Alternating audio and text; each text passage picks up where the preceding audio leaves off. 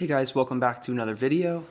In this episode, I want to touch on two topics that I've covered previously, but I want to go a little bit deeper. And so these are the two opposite of success. These are the two failure mindsets that you want to avoid. I'm bringing these up mostly because they've plagued me until 2023 when I was able to figure out how to deal with them more effectively. And again, that was by coaching and listening and reading and watching different people on YouTube and figuring out how to go about these. So I want to share these two with you guys so you can try to avoid them. Well, so you can first become aware that they're happening, and then so you can try to avoid them and get better at dealing with them. So number one, and my notes over here, so I apologize when I look away.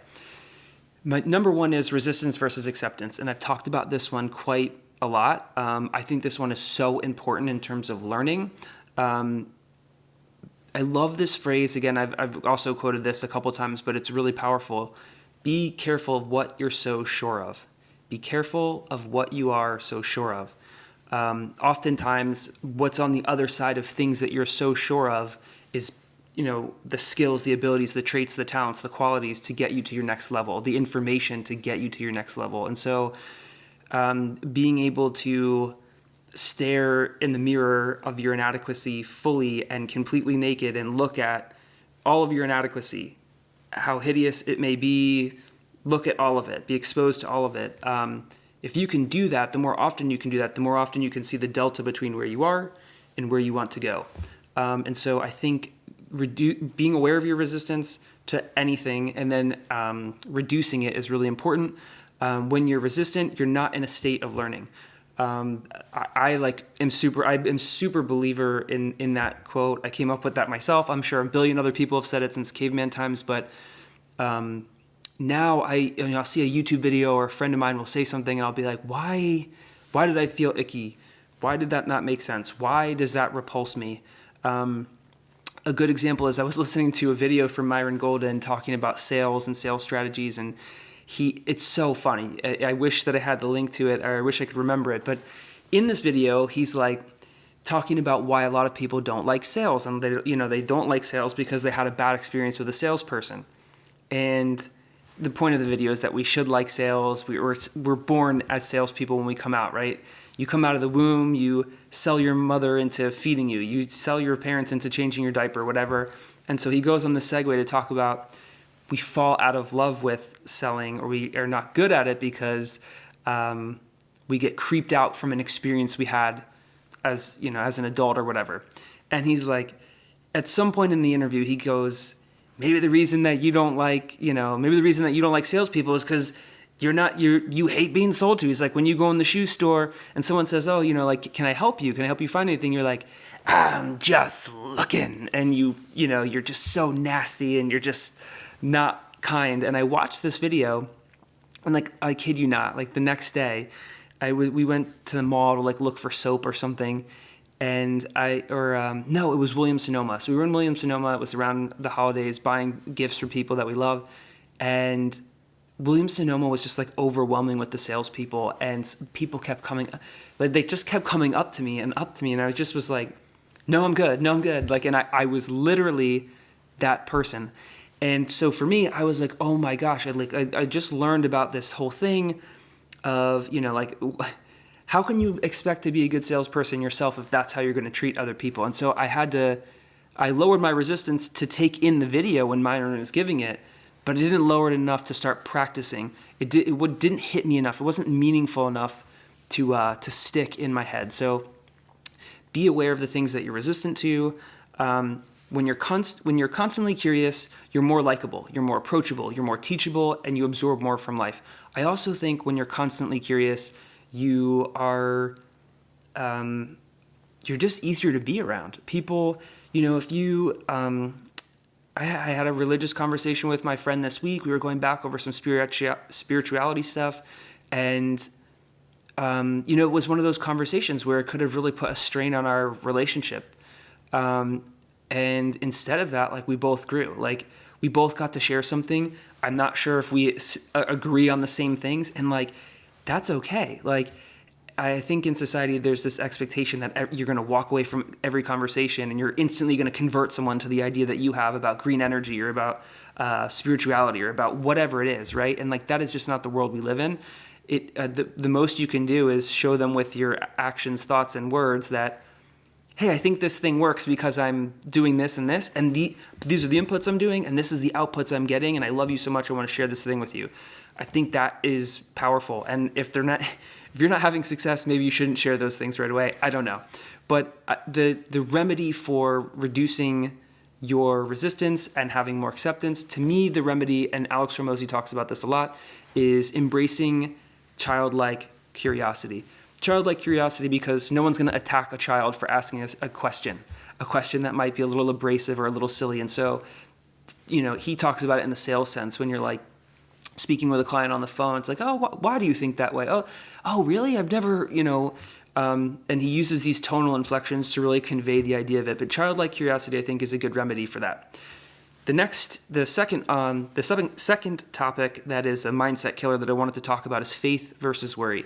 And I know when I said faith, it's like a really triggering word for a lot of you that maybe aren't spiritual or you believe in the universe or whatever. And that's cool, but that's not where I'm going. I'm going more towards like Think and Grow Rich, where it's not necessarily tied to Christianity or a religion. Faith versus worry. If you think about it, this blew my mind when Myron was going into this, and I actually have a quote from Myron a little later on, but both are made up. Faith and worry are made up, and they're opposite sides of the same coin, by the way. So faith is believing that the outcome that you want will be desirable. And, worry is believing that the outcome that you want is not going to be desirable. And for me, I know like for most of my life, I would ruminate on worry about a lot of things. And I would tell myself like, oh, this is like making me better because I'll be prepared. And now that I've like thought about it, I'm like ready. And it's really interesting because, it's like, this is where like all the stuff from meditation and manifesting and the Bible start to kind of come together, where it's like, take no thought for tomorrow. It's like, today's worries are enough for today. Like, don't worry about tomorrow, right? Like, that's what scripture says. And then you have people from, the manifesting world talking about this positive mindset, focusing on the thing that you do want and getting so good at seeing that happen that it starts to manifest in your life. And so this is like, it's almost like doesn't matter what you believe, you can believe whatever you want, but this is like a universal truth. Both are made up. Start focusing on the outcome that you do want. This is a quote that I had, which is, worry changes the direction of our focus towards failure. It robs us of the energy to make the thing work. I wanted to share this quote with you guys from Myron, which was really powerful. Worry is when you see an unfavorable outcome later with such clarity that it creates the physical reaction in your body now. I'm going to read it one more time. Worry is when you see an unfavorable outcome later with such clarity that it creates the physical reaction in your body now. And then there's another part to that. But what's so interesting is there's so much research that's come out from different scientists, psychological people, Dr. Daniel Amen, who's the other one? There's so many people online that are starting to look at what are the effects of worry and what are the effects of meditation, right? And so we know that there's positive effects of meditation and meditating on an outcome that you want, being focused. You can literally trigger in your body, thinking about something, ruminating on it, seeing it in your vision, in your eyes, in your mind's eye. You can literally trigger the gene expression. You can literally trigger all of these physiological responses in your body, right? And so what Myron's saying here is like, when you worry, you are literally triggering the same response that you would have if the thing was happening. You were like, you can downregulate gene production. You can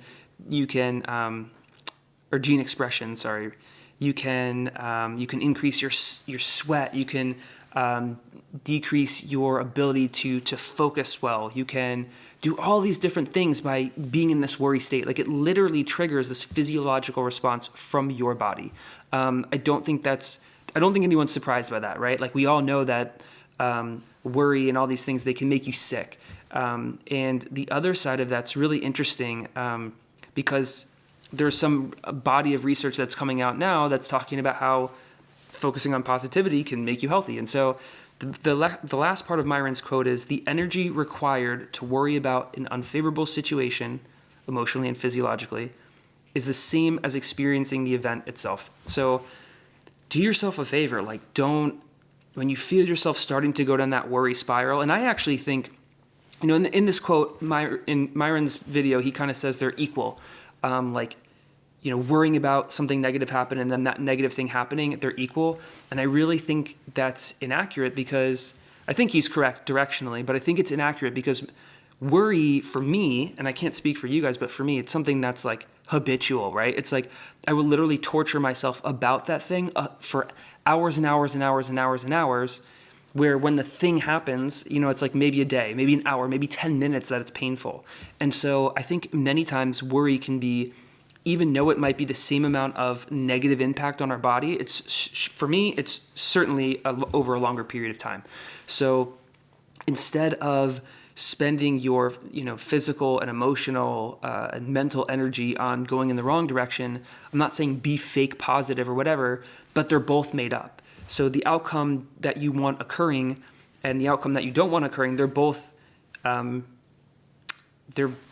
it is what it is. Like, they're both made up. So, and you can give yourself a competitive edge towards the positive thing by, as Alex Hormozy would say, doing the work, right? So like, what is, if I'm going to pitch venture capitalists, like if I'm going to go pitch a bunch of VCs, like that is going to be a little bit hard for someone like me, because I don't really believe in venture-backed.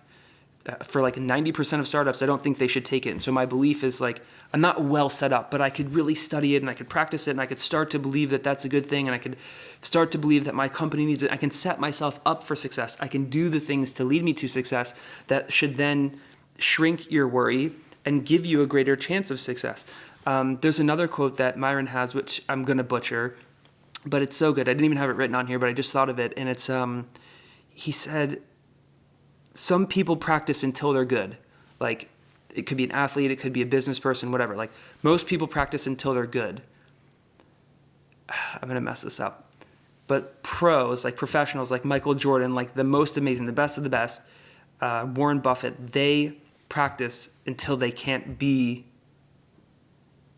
anything less than great or something. It's something to that effect. You guys got to go watch his video and hear it, but it's really impactful, where it's like, most people train until they get it right. These people train so hard, so long, that they can't get it wrong. And that is pretty impactful. The last thing on worry that I wanted to share with you guys is that worry is not fear, right? Like, worry and fear are not the same thing. Fear is like a real and present danger. It's like a bear chasing you. It's like something that's imminent, that's going to happen. Worry is like, it's irrational because there's like a 50-50 chance. It's not manifested. You don't know where it's going to go. It's an uncertain thing. And so I don't want to downplay like fear. Like, if you have, real stuff going, I mean, there are people that have real stuff going on. I think you can worry too. Like, I was sick for a while. I kept going to the doctor. They couldn't figure out what's going on. That to me was so much more painful than the actual surgery or the thing that I needed to get done ultimately once they found out what was wrong, right? So being in that in-between time, like, don't torment yourself. Don't torture yourself by ruminating on it. Realize that, do the best that you can do. Research all that you can research, because that's the hard part for me. Like, where's the fine line? There's always more you can do, right? And so I'm still figuring out where to draw that line. But don't let worry lead you away from your success. And don't let resistance block you from your success. I hope this helps you guys. Have a great week.